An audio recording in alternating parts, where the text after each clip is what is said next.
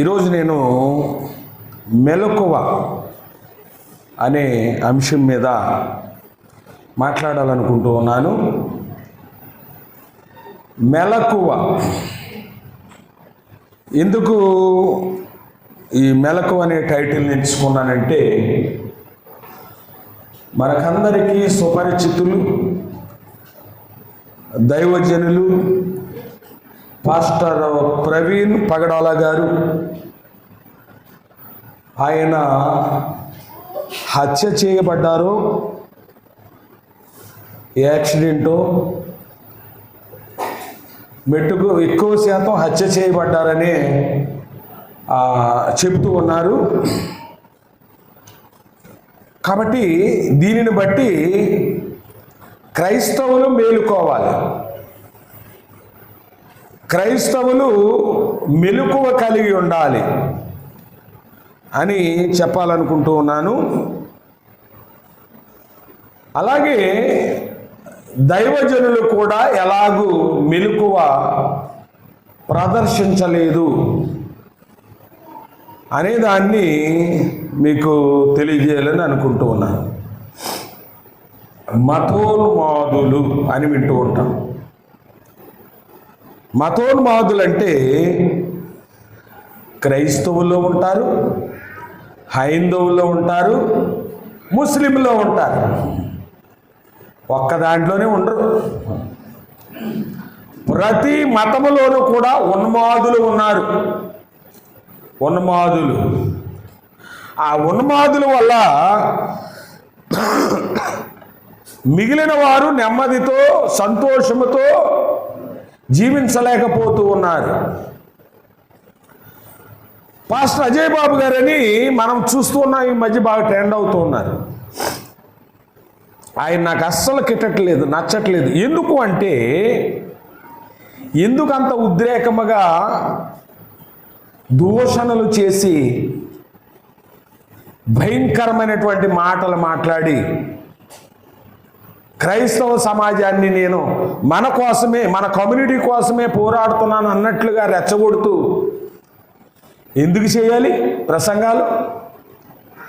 ఎవరి దేవుణ్ణి వాళ్ళు ఆరాధించుకోవాలి, ఎవరి దేవునికి వాళ్ళు ప్రార్థించుకోవాలి, ఎవరి దేవునికి వాళ్ళు స్తుతులు చెల్లించుకోవాలి. అసలు ఈ మూలాలు ఎక్కడి నుంచి వచ్చాయంటే, మీ గ్రంథాల్లో మా దేవుడు ఉన్నాడు, మీ గ్రంథాల్లో మా యేసయ్య గురించి రాయబడింది అని మొదలెట్టారు. 66 గ్రంథాలు ఉన్నాయండి మనకి.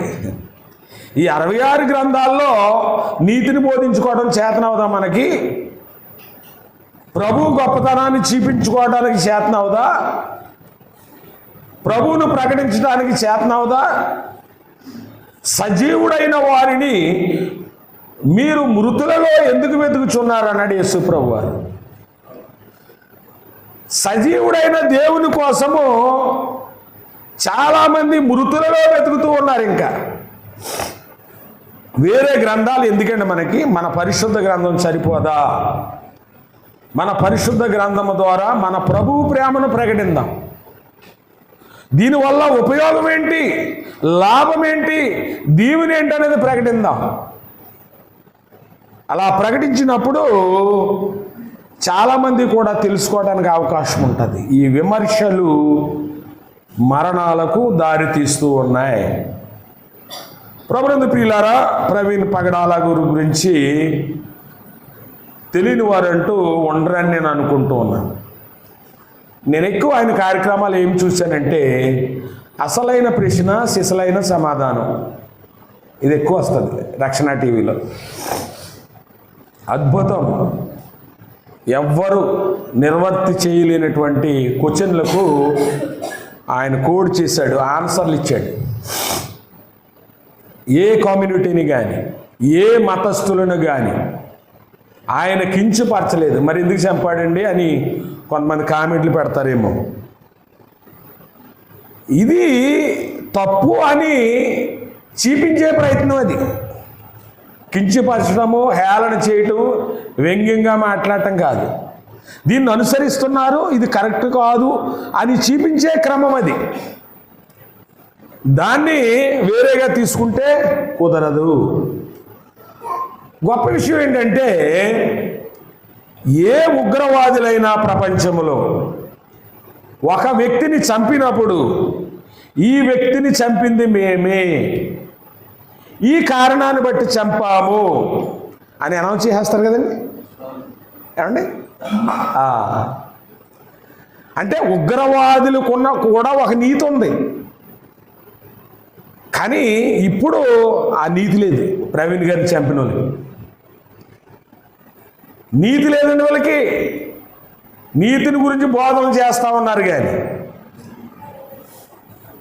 చాలా రహస్యంగా చేస్తూ ఈ ఇన్వెస్టిగేషన్లకి ఎన్ని కోట్లు అయిపోద్ది అనుకుంటున్నారు మీరు? ఎంత నష్టం జరిగిపోద్ది అనుకుంటున్నారు? ధైర్యం లేని పిరికివారు, దొంగచాటుగా దెబ్బ తీసేవారు, ప్రభునందు ప్రియులారా, ఏ మతస్థులైనా ఏ కులస్థులైనా ప్రభువు చూస్తూ ఉన్నాడు. మనుషుల చట్టం నుంచి ఎవరైనా తప్పించుకుంటారేమో కానీ దేవుని చట్టం నుంచి తప్పించుకోరు. గ్రహం స్టెయిన్ ఆయన ఇద్దరు కుమారుల్ని ఒరిస్సాలో చంపేసినప్పుడు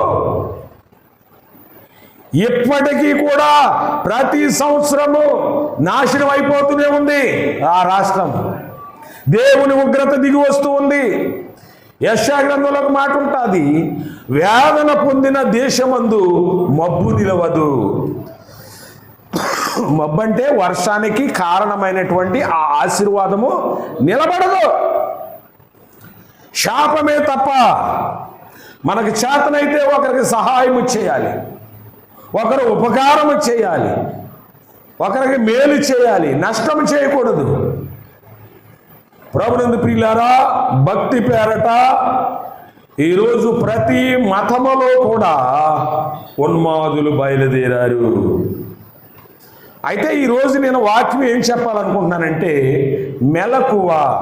ముందే చెప్పండి ఏంటి మెలకువ అంటే, మీరు ఆటోమేటిక్గా ఓహో ఇది ఇన్సిడెంట్ జరిగింది కదా, క్రైస్తవులు మెలకువగా ఉండాలని చెప్పబోతున్నారేమో అని అనుకుంటారు. అసలు ఉద్దేశం ఏంటంటే, పగడాల గారు మెలకువను ప్రదర్శించలేదు. పగడాల గారి గురించి వేలెత్తి చూపించడానికి నేను సరిపోను. ఆయన కాలు గోరుకు కూడా సమానుడు కాదు. అంత జ్ఞానవంతుడు, అంత పరిశుద్ధుడు, వివేకము గలవాడు. ఆయనకి 2 సాఫ్ట్వేర్ కంపెనీలు ఉన్నాయంట. 2 పిల్లల్ని అడాప్ట్ చేసుకున్నాడు. 10 మంది అనాథుల్ని పోషిస్తున్నాడు. ఎంతోమందికి ఉపకారిగా ఉన్నాడు.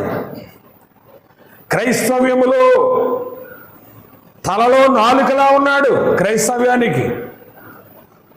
ఈ వ్యక్తిని సంహరిస్తే క్రైస్తవ్యము బలహీనం పడుతుందని ప్లాన్ చేశారు.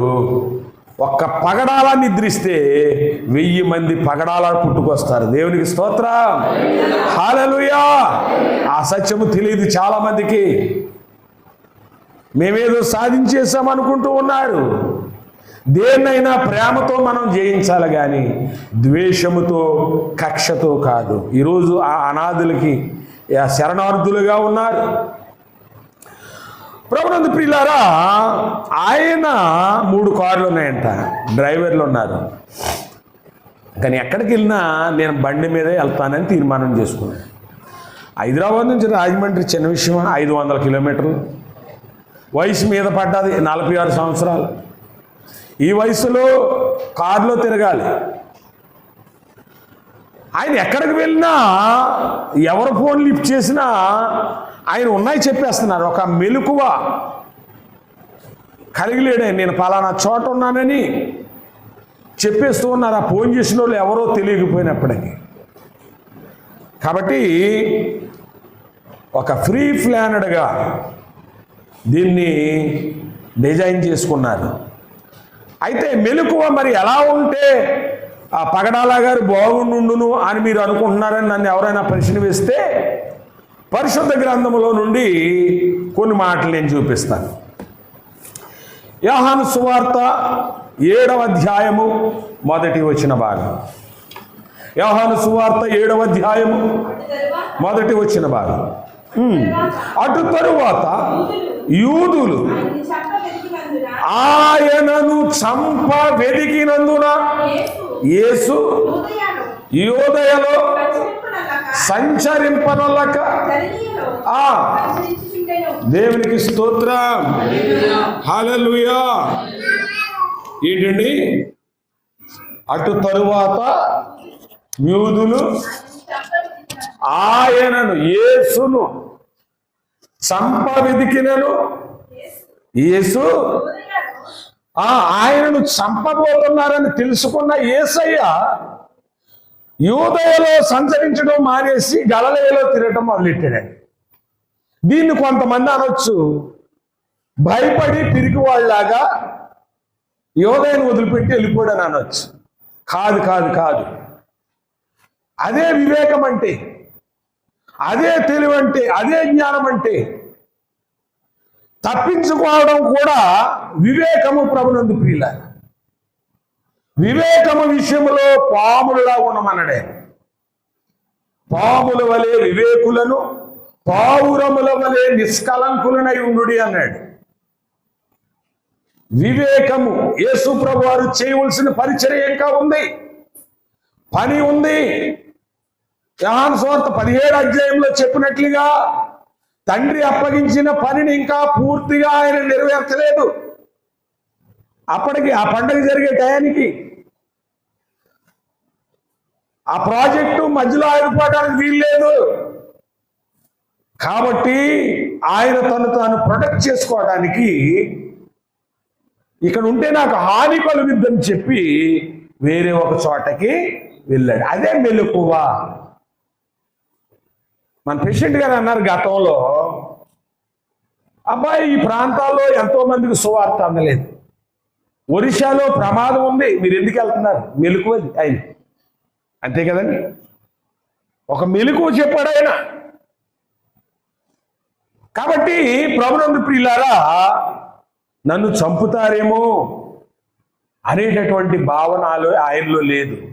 చంపితే నేను క్రీస్తుకు హతసాక్షి అయిపోతాను, ఎప్పుడైనా చనిపోయేదే కదా అనుకుని ఆయన రహస్యముగా కాకుండా బహిరంగంగా ప్రయాణము చేసిన గొప్ప దైవజనుడు. దేవునికి స్తోత్రం, హల్లెలూయా. 2వ మాటను చూడండి, అపోస్తుల కార్యములు 9వ అధ్యాయము 25వ వచ్చిన భాగం. అపోస్తుల కార్యములు 9వ అధ్యాయం 25వ వచ్చిన. గనుక 24 కూడా చదవండి. వారి ఆలోచన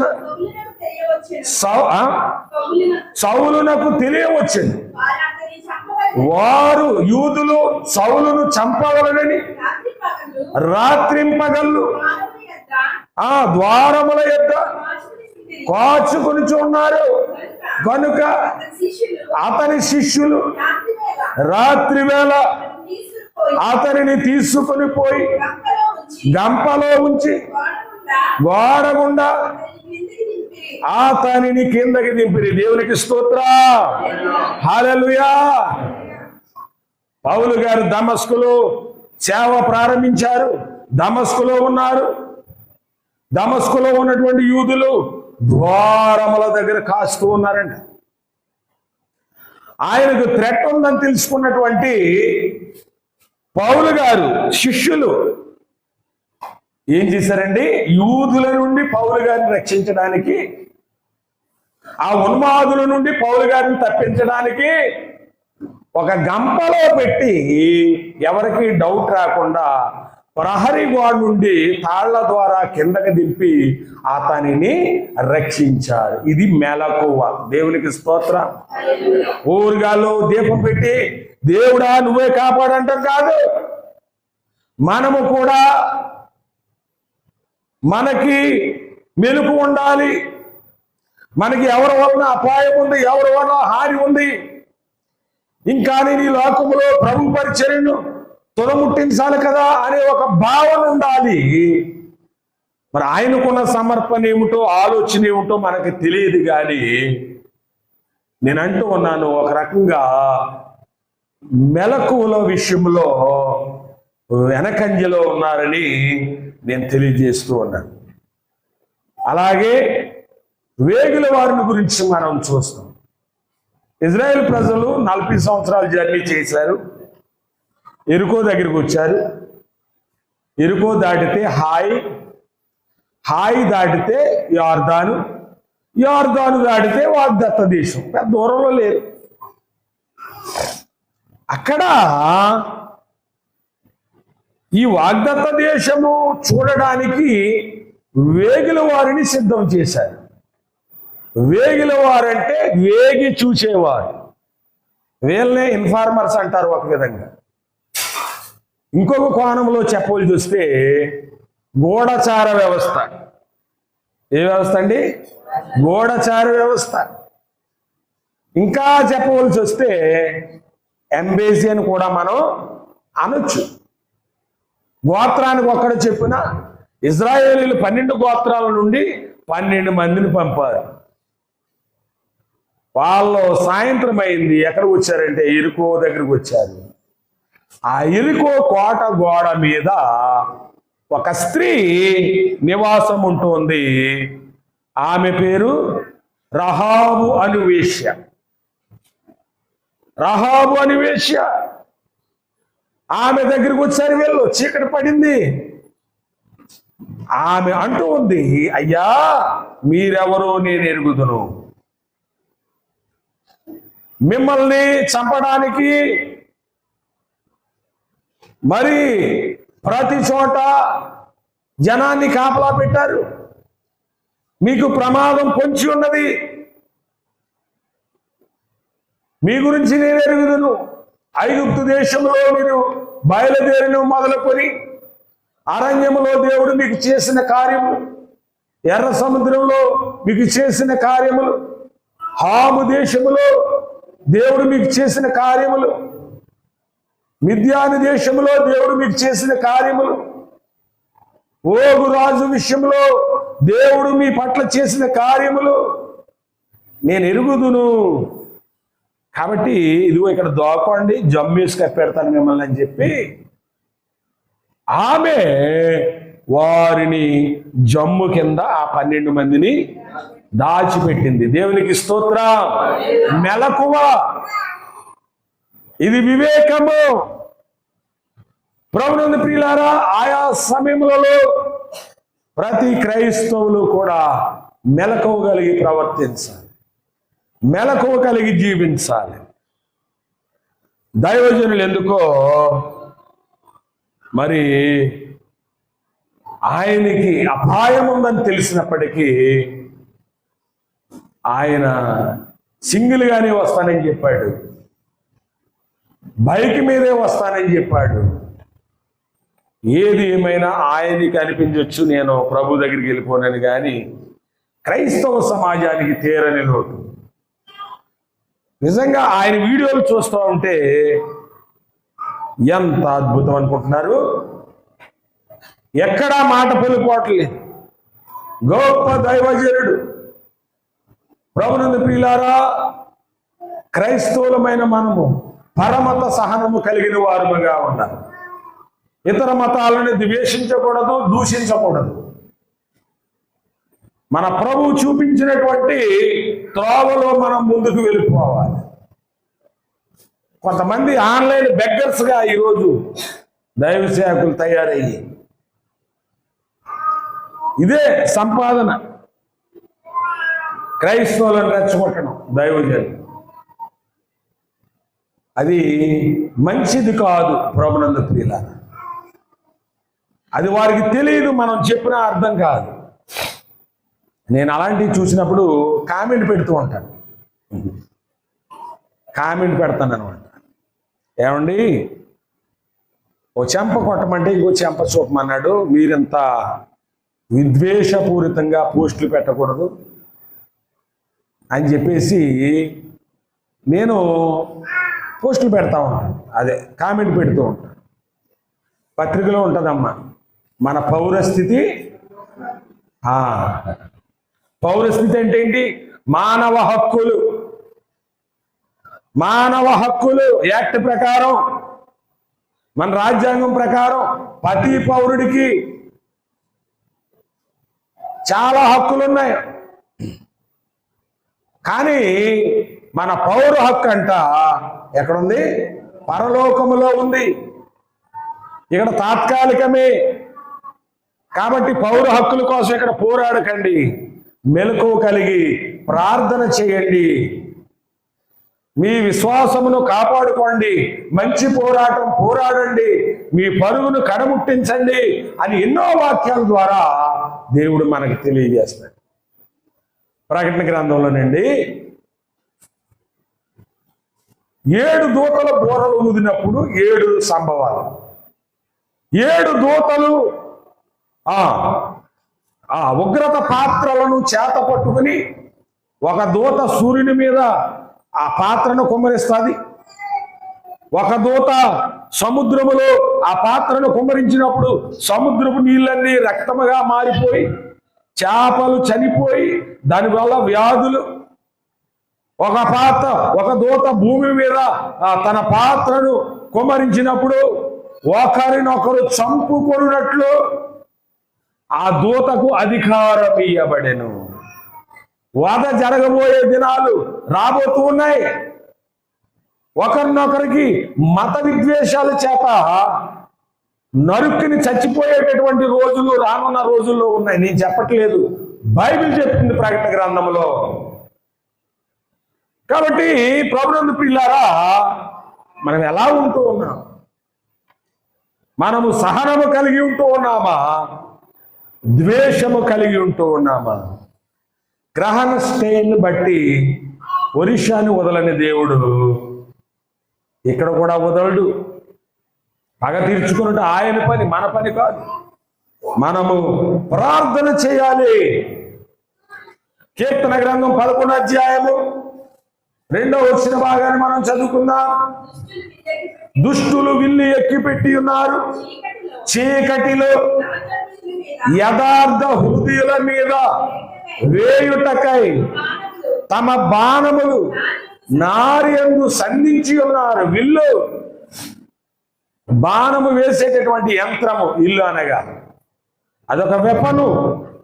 దుష్టులంట సిద్ధంగా ఉన్నారంట, సంధించి ఉంచారంట. ఎప్పుడు ఎవరి మీద వదులుదామా దుష్టులు. కాబట్టి ప్రభునందు ప్రియులారా, మెలకువ కలిగిన వారముగా, ప్రతి విషయంలో స్పృహ కలిగిన వారముగా మనం ఉండాలి. చాలా మంది ప్రభునందు ప్రియులారా అల్లర్లు చేస్తూ ఉంటారు. అల్లర్లు చేయవలసిన పని లేదు. శాంతి ర్యాలీలు, మన శాంతిని తెలియజేయాలి. ఈరోజు సాయంత్రం 5 గంటల నుంచి సైనేటిపల్లి నుంచి 3 దాకా శాంతి ర్యాలీ ప్రకటించారు. యవనస్తులు ఎవరికైనా అవకాశం ఉంటే వచ్చి పాల్గొనాలి అలాంటి కార్యక్రమాల్లో. సత్రేపొంత నుంచి 3 వరకు. ఈమె పగడాల గారు సతీమణి దగ్గరికి వెళ్ళి, అమ్మ మీడియా వాళ్ళు అన్నారు నీ భర్తను చంపిన వారు దొరికిన తర్వాత వాళ్ళు ఏం చేస్తే బాగుంటుందని మీరు అనుకుంటున్నారు అని అడిగారు. అప్పుడు ఆమె గ్రహణ స్టెయిన్ గారు భార్యలాగా ఆన్సర్ చెప్పింది. ఏమని? నేను క్షమించి వదిలివేస్తున్నాను, వాళ్ళకి శిక్ష విధించకండి. మరి ఎంత గొప్ప మాట అంటే, ఎవరైనా అలా అంటారమ్మా? ఆవిడెవరో ఒక ఆవిడ పగిలింది పగడాలకని ఎవరమ్మావిడ? అమ్మా ఆ పాట పాడుతుంది ఆవిడ పేరు. అది చూసినప్పుడల్లా అంటున్నారు క్రైస్తవులు, చంపేద్దాం అనుకుంటున్నారు. ఉద్రేకం. భర్తను చంపిన ఆవిడేమో నా ప్రభువు ప్రేమను బట్టి క్షమించమంటుంది. ఏమి సహనము, ఏ ఓర్పు. మనమేమో ఇలా పెట్టే పోస్టులు చూసి బీపీ రేట్ చేసుకుని ప్రభువు ఎవరిని వదిలిపెట్టాడు. పేతురులో ఉంటది కదా, ఆయన అంతము వరకు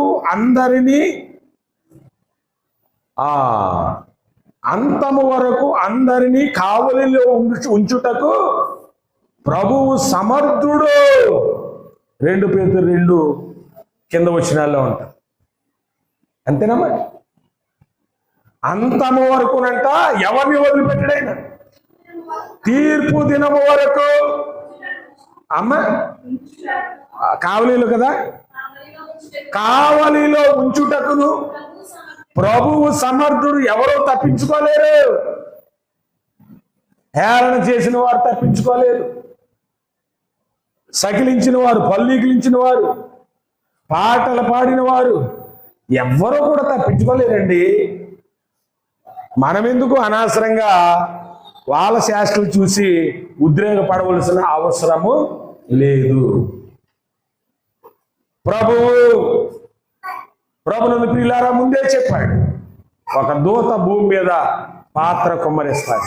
మనుషులలో విద్వేషాలు పెరిగిపోతాయి. తన పని మీద వెళ్లువానికి నెమ్మది ఉండదు. ఇందాక చెప్పాను కదా మాట, దొరికిందా? యోహాను సువార్త 16:2 చదవండి. యోహాను 16:2. వారి మిమ్మును వెలువేయుదురు, మిమ్మును చంపు ప్రతివాడు వారి దేవునికి సేవ చేయుచున్నానను కాలము. దేవునికి స్తోత్రం. వాళ్ళు ఏమంటున్నారండి? మా దేవుని సేవలో ఉన్నాం, మేము పరిచర్యలో ఉన్నారంట.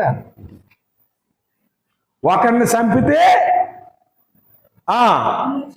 వాళ్ళ మతాన్ని రక్షించుకున్నట్టు అనమాట. మనం ఒక పాపిని బాప్తిసం తీసుకుంటే ఎంత సంతోషపడతామో, ఒక వ్యక్తి చంపబడినప్పుడు వాళ్ళు సంబరాలు చేసుకుంటున్నారు. ఇది ఎలా వెళ్ళిపోద్దంటే తెలుసండి, భవిష్యత్తులో 2 ప్రవక్తలు వస్తారు. ఆఖరిని ప్రకటన గ్రంథం ప్రకారం ఈ సువార్త మూయబడుతుందండి రానున్న రోజుల్లో. సువార్త మూయబడిన తర్వాత మరి సువార్త ఎలాగని మీరు అనుకోవచ్చు. మధ్యాకాశమున ఒక దూత గ్రంథమును పట్టుకుని బోర ఊదుతూ నిత్య సువార్తను ప్రకటిస్తుందండి. సువార్తకు బంధకాలు, ఆటంకాలు వచ్చేసిన తర్వాత సువార్త ఎవరు ప్రకటిస్తారండి? ఒక దూత. ప్రకటన 14లోనూ 13లో ఉంటుందన్నమాట, 16లో కానీ. నిత్య సువార్త చూడండి, చూసేద్దాం ఎందుకు. నిత్య సువార్త తీసుకొని ఆకాశ మధ్యమున ఎగురుచుండెను ఒక దూత. సువార్త ప్రకటిస్తుంది. అప్పుడు ఇంకా సేవకులు ఎవరు సువార్త ప్రకటించడానికి లేదు. ఇప్పుడే అవకాశం ప్రకటించాలంటే. సువార్త ప్రకటిస్తుంది. అయిపోయిన తర్వాత 2 ప్రవక్తలు వస్తారంట మరలా, మోషే, ఏలియా. వాళ్ళిద్దరినీ కూడా చంపేస్తారంట. 3 దినముల వరకు యెరూషలేములో వారి శవాలు ప్రపంచములో ఉన్న అందరూ చూస్తారంట. అప్పుడు ఈ చంపిన వాళ్ళు ఏం చేస్తారని తెలుసండి? కట్నములు పుచ్చుకొనుచు స్వీట్ పంచిపెట్టుకుంటూ, చదవండి ప్రకటన గ్రంథంలో, ఓ భూమి కొన్నామని చెప్పి స్వీట్ తినిపించుకుని నోరు తీపి చేసుకుంటాం కదా. తాంబూలాలు ఇచ్చుకున్నప్పుడు నోరు తీపి చేసుకుంటారు కదా. అలాగే ఈ ప్రవక్తలు చంపబడినప్పుడు అంటండి ఏం చేస్తారమ్మా? వాళ్ళంట కట్నాలు ఇచ్చుకుంటారంట. కట్నాలు. మంచి పని జరిగిందిరా బాబు, ఇదిగో పిల్లలు ఉంటే పెళ్లి చేస్తే ఇంత కట్నం ఇస్తున్నాం కదా, దానికంటే ఆనందంగా ఉందో మీరు ఇచ్చుకోండి అని చెప్పి ఒకరికొకళ్ళు కట్నాలు ఇచ్చుకుంటారంట. దేవుని స్తోత్రం, హల్లెలూయా. దొరికిందమ్మా? ప్రభునందు ప్రియులారా, రానున్న రోజులు చాలా భయంకరమైనటువంటి దినాలు, ఉగ్రత దినాలు, ఉగ్రత దినాలు. ఆమోసు గ్రంథంలో రాస్తాడు, మనిషి నోటులో నుండి నాలుగుడు పడిపోద్దండి, కంటులో నుండి కనిగుడ్డు ఊడి కింద పడిపోద్దంటే కుళ్ళిపోయి. అంటే ఎంత భయంకరమైనటువంటి వ్యాధులు రాబోతూ ఉన్నాయి. ఈ భూమి మొత్తం రేడియేషన్ ప్రభావానికి గురైపోద్దండి. ఎక్కడా కూడా నెమ్మది ఉండదు, సంతోషం ఉండదు. సైంటిస్టులు ఇప్పటికే చెప్తున్నారు, ఆ దినాల్లో ప్రతి ఒక్కరూ వ్యామగాముల్లాగా ఈ భూమి మీద జీవించడానికి కూడా ఒక రకమైన దుస్తులు ధరించాలని. ఇప్పుడు ఫిల్టర్ వాటర్ మనం చదువుతున్నాము, ఫిల్టర్ ఎయిర్ ప్రతి ఒక్కళ్ళు కొనుక్కుని పెట్టుకోవాలంట, లేకపోతే కలుషితమైన గాలి, భయంకరమైన వ్యాధులు తక్కువ చేయబడవు ఆ దినాలని రాయబడు. ప్రకటన 11:12 అంటమ్మా, 10. ఆ ఇద్దరు ప్రవక్తలు భూనివాసులను బాధించినందున భూనివాసులు గతి చూచి సంతోషించుచు ఉత్సహించుచు ఒకడినొకడు కట్నములు పంపుకుందురు. చూసారా, గిఫ్ట్లు ఇచ్చుకుంటారంట, టిప్పులు ఇచ్చుకుంటారంట. మంచి పని జరిగింది. ఇప్పుడు ఆవిడ ఎవరో ఆహాహా ఊహు ఇహి అంటుంది కదండి, ఎవరు ప్రవీణ్ గారి గురించి. దానికన్నా ఎక్కువ ఇది కదమ్మా, అదే కదా. రానున్న రోజులు చాలా భయంకరంగా ఉండబోతాయి. మనుషులు ధైర్యము చెడి తిరుగులాడుదురు, ఆయనను అంతము వరకు సహించిన వాడెవడో వాడే రక్షింపబడును. దేవుని స్తోత్ర. ఇవన్నీ జరగవలసి ఉన్నది, ఇవన్నీ జరుగు వరకు అంతము రాదు, ఈ యుగము గతించదు అని ప్రభు వారు ముందే ఇంటిచ్చారు, ముందే చెప్పారు. కాబట్టి మెలకువేది దైవజనులకు. వేరే గ్రంథాల్లో మన ప్రభువుని ఎందుకు వెతకాలి, పరమతాల్ని ఎందుకు దూషించాలి, ఎందుకు ద్వేషించాలి? ఒకవేళ ఆ సేవకుల్ని ఏమన్నా కామెంట్ పెడుతున్నాం అనుకోండి, నేను చంపేస్తాను లేపేస్తానని కామెంట్ పెడుతున్నారండి వాళ్ళు. చూసారండి ఏమంటున్నారండి, పరమతాలని ద్వేషించవద్దు దూషించవద్దు అంటే నిన్ను చంపేస్తాం లేపేస్తాం మా దైవజనులు ఇలా అంటారా అని చెప్పేసి ఆ ఫ్యాన్స్ ఉంటారు కదా ఆ సేవకులకి, వాళ్ళు మరలా రిప్లై ఇస్తున్నారండి, వార్నింగ్ కాల్, భయపడుతున్నారు చాలా మందిని. అంటే క్రైస్తవ్యము ఎలాగ దిగజారిపోతుందో ఒకసారి ఆలోచన చేయండి. మంచిది, దైవజనులకు సానుభూతికరంగా నివాళులుగా ఈ ప్రసంగాన్ని నేను చేయాలని ఎంచుకోవటం జరిగింది. ప్రభునందు ప్రియులారా, మరిన్ని ఘాతుకాలు భయానిక పరిస్థితులు జరగకుండా అందరూ మానవులమని ఎరిగి పరమత సహనము కలిగి ఒకరినొకరు ప్రేమించుకునేలాగున దేవుడు సహాయము చేయునుగాక. దేవుడి మాటలు మన వినికిడిలో దీవించి ఆశీర్వదించునుగాక. ఆమేన్.